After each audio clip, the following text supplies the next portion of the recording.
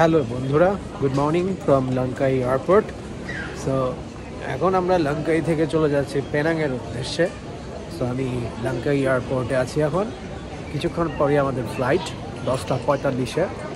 তো লঙ্কাই এয়ারপোর্টটা আসলে অনেকটাই মডার্ন, যদিও অনেক ছোট, বাট স্টিল অনেক আধুনিক। এখানে আসলে সব কিছু স্বয়ংক্রিয় অটোমেটিক সিস্টেমে আপনাকে করতে হবে। চেক ইনের জন্য কোনো এয়ারপোর্ট থেকে কোনো স্টাফ থাকবে না। আপনাকে নিজস্ব ওয়েতে ওখানে সেলফ চেক ইন কাউন্টার আছে, ওখান থেকে আপনি বোর্ডিং পাস কালেক্ট করবেন, দেন লাগেজ ট্যাগ কালেক্ট করবেন, দেন আপনি নিজেই লাগেজ ট্যাগটা প্রিন্ট করে আপনার লাগেজে সেট করবেন এবং নিজেই ব্যাগ ড্রপ করবেন। সব কিছু আপনাকে নিজেকে করতে হবে। সো হ্যাঁ, ওখানে যদি আপনি না বুঝেন সেক্ষেত্রে আপনাকে হেল্প করার জন্য ওখানকার স্টাফরা রয়েছে, বাট করতে হবে আপনাকে।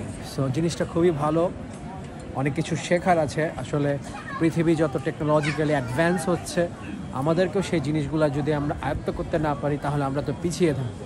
তাই এই জিনিসগুলো আমি প্রেফার করি যে হ্যাঁ, এই ধরনের সিস্টেমের সাথে যদি নিজেকে আপ টু ডেট করা যায় তাহলে হয়তো ইন ফিউচারে আরও অনেক সুবিধা আমরা পেতে পারি। সো আমরা যাচ্ছি পেনাং আরেকটা নতুন একটা অভিজ্ঞতা পাওয়ার জন্য। সো টিল দেন দেখতে থাকুন আমার চ্যানেল, হোপ অনেক এনজয় করবেন। Thank you all. তো এখন এয়ারক্রাফটের দিকে যাচ্ছি। খুব সুন্দর সিস্টেম।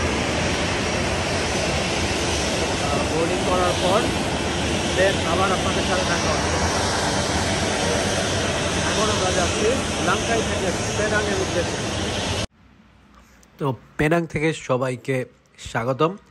আমরা পেনাংয়ে ল্যান্ড করার পরে এখন একটি এয়ারপোর্ট থেকে ট্যাক্সি সার্ভিস নিয়ে চলে যাচ্ছি আমাদের হোটেলের উদ্দেশ্যে। আমাদের হোটেলটি হচ্ছে পেনাংয়ের জর্জ টাউন নামক যে এলাকাটি রয়েছে সেখানে, এবং জর্জ টাউনটাই হচ্ছে মূলত পেনাংয়ের সবচাইতে হ্যাপিনিং এবং টুরিস্টিক এরিয়া। পেনাং দ্বীপটি হচ্ছে মালয়েশিয়া রাজ্যের পেনাংয়ের প্রধান দ্বীপ। এটি মালয়েশিয়ার উপদ্বীপের উত্তর পশ্চিম উপকূলে মালাক্কা প্রণালীতে অবস্থিত।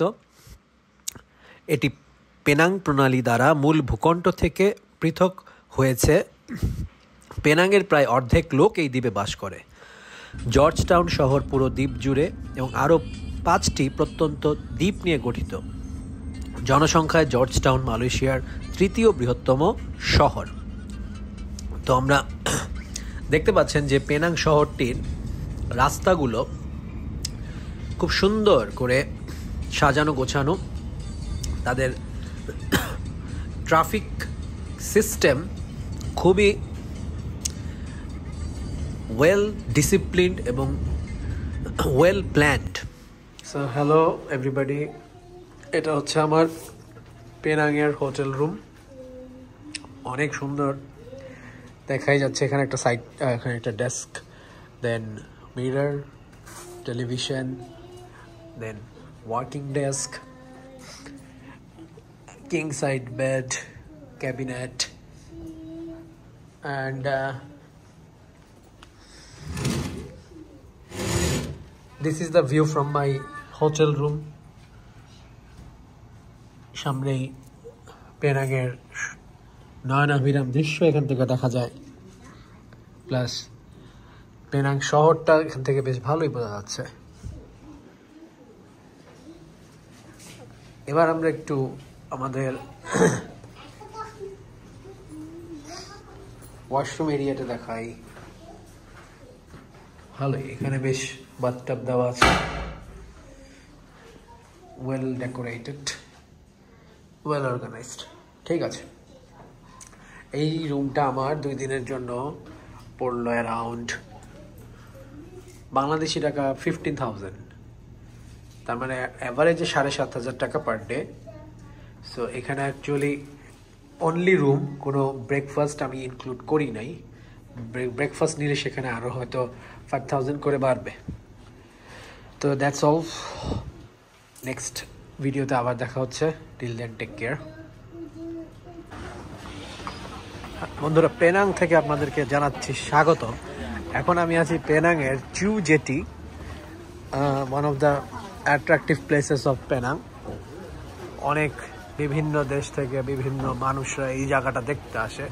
এটা হচ্ছে যে যারা আপনার বিভিন্ন দেশ থেকে বহু বছর আগে মালয়েশিয়াতে আসে, তখন তাদের থাকার প্লেস হিসেবে তারা এই ধরনের সমুদ্রের তীরবর্তী অঞ্চলটাকে সিলেক্ট করে, বিকজ এতে তারা সহজেই মাছ টাছ ধরে জীবিকা নির্বাহ করতে পারতো। দ্যাটস ওয়াই তারা এইরকম একটা লোক্যালিটিকে তৈরি করে নিয়েছে, অনেকটা আমাদের দেশের গ্রামীণ যে বাজার, গ্রামের যে এলাকা, অনেকটাই ওরকম।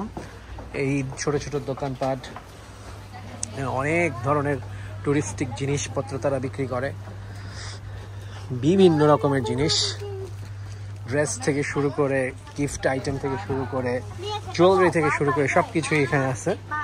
তো এরকম আরও 2টা জেটি আছে। তো আমরা এখন চিউ জেটি থেকে পরে আমরা বাকি যে আরও 2টো জেটি সেগুলো এক্সপ্লোর করতে যাব। সো স্টে টিউনড, দেখতে থাকুন। আশা করি কিছু ইনফরমেশন আপনাদের সাথে আমি শেয়ার করতে পারবো। Thank you. এই চিউ জেটিতেই আমি একটি বৌদ্ধ মন্দির দেখতে পাচ্ছি। দেখুন কি নান্দনিক কারুকার্য খচিত, কি সুন্দর ডিজাইন করা একটি বৌদ্ধ মন্দির। তো সমগ্র পেনাং শহরে আপনি ছোট বড় অনেক বৌদ্ধ মন্দির দেখতে পাবেন, এবং পেনাং শহরটা ঐতিহ্যমণ্ডিত এবং আসলেই দেখার মতন একটি জায়গা। আপনি যদি শিল্প, সাহিত্য এসবের প্রতি আপনার আকর্ষণ থেকে থাকে, তাহলে পেনাং কখনোই আপনাকে হতাশ করবে না। দেখুন কি সুন্দর কারুকার্য খচিত একটি মন্দির। তো বন্ধুরা, যেটা বলছিলাম যে আমি একটা জেটি ভিজিট করলাম, তো সেই জেটিটা থেকে এখন আরেকটা জেটিতে যাচ্ছি। তো দেখুন, এই হচ্ছে পেনাংয়ের বিভিন্ন রাস্তাঘাট। পেনাং আসলে ঐতিহ্যমণ্ডিত একটি নগরী। এখানে বৌদ্ধ বা মালয়েশিয়ান যে লোকাল যে রিলিজিয়াস যে কালচার, সেটাকে আপনারা দেখতেই পাচ্ছেন। বিভিন্ন রকমের টেম্পলগুলো এখানে তারা ওয়েল ডেকোরেটেড অবস্থায়, সুন্দর সুসজ্জিত অবস্থায় তারা খুব সুন্দরভাবে মেনটেন করছে, এবং খুবই ট্যুরিস্ট ফ্রেন্ডলি একটা প্লেস। তো দেখতে থাকুন আমার চ্যানেল, এরকম অনেক সুন্দর ভিডিওস আমি চেষ্টা করব আপনাদের সামনে তুলে ধরার জন্য। ধন্যবাদ। হ্যালো এভরিওয়ান, পেনাং থেকে আবার সবাইকে স্বাগতম। সো এখন আমি চলে আসছি সেই ফেমাস আর্মেনিয়ান স্ট্রিট, পেনাংয়ের one of the most happening প্লেসের মধ্যে একটা। দেখতেই পাচ্ছেন এখানে রাস্তার দুই পাশে সারি সারি দোকান, বিভিন্ন রকমের পসরা নিয়ে এইসব দোকান।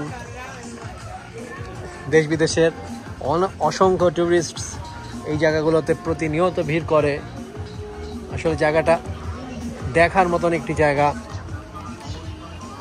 এখন আমরা যাচ্ছি সেই বিখ্যাত আমরেলা স্ট্রিট, যেটার উপর দিয়ে আমরেলা থাকে এবং সবাই সেখান থেকে হেঁটে যায়, ছবিও তোলে। তো এখন আমরাও যাচ্ছি সেইখানটায়। অনেক মানুষ এবং নান্দনিকভাবে সাজানো প্রত্যেকটা জায়গা, প্রত্যেকটা পয়েন্ট তারা এত সুন্দর মতন করে সাজিয়ে তুলেছে যে দেখলেই সবার মন ভালো হয়ে যাওয়ার কথা। আমি এখন সেই বিখ্যাত আমরেলা স্ট্রিটের ভেতর দিয়ে যাচ্ছি।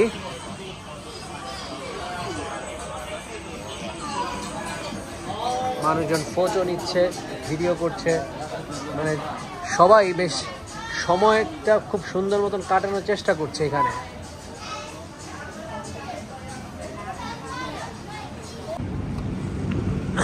পেনাং থেকে সবাইকে আবারও স্বাগতম। আপনাদের সামনে এখন দেখাচ্ছি পেনাংয়ের নাইট লাইফ। যদিও থাইল্যান্ডের মতন, ব্যাংকক সিটির মতন বা ফুকেট পাটায়ের মতন ওই রকম নাইট লাইফ এরা করে না এখানে, তারপরেও দেখুন সুসজ্জিত দোকানপাট, মানুষজন রাতের ডিনার করছে তাদের পছন্দ মতন রেস্টুরেন্টে, বন্ধুবান্ধব আত্মীয় পরিজনকে নিয়ে। সুন্দর দেখতে, খুব ভালোই লাগছে। আমি রাতের বেলা একটু ঘুরে দেখছি আশপাশটা কীরকম। কারণ আসলে কোনো জায়গায় ঘুরতে আসলে সেই জায়গার সম্পর্কে জানতে আলাদা একটা আগ্রহ কাজ করে আমার ভেতরে। তাই চেষ্টা করি যতটা জানার চেষ্টা করি এবং কিছু ইনফরমেশন আপনাদের সাথে শেয়ার করার চেষ্টা করি। যেমন এখানে একটা জিনিস যে আপনার এই শহরে লাঙ্কায়ের মতন ওরকম একটা সার্টেন পয়েন্টে সব কিছু ব্যাপারটা তা না। এখানে হলো মানে ছড়ানো ছিটানো অবস্থায়, কোথাও কিছু কিছু জায়গায় বেশি হ্যাপেনিং, আবার কিছু কিছু জায়গা একদমই নিরিবিলি। So this is how the lifestyle over here is. So আশা করি আপনাদের ভালো লাগবে, দেখতে থাকুন আমার সাথে।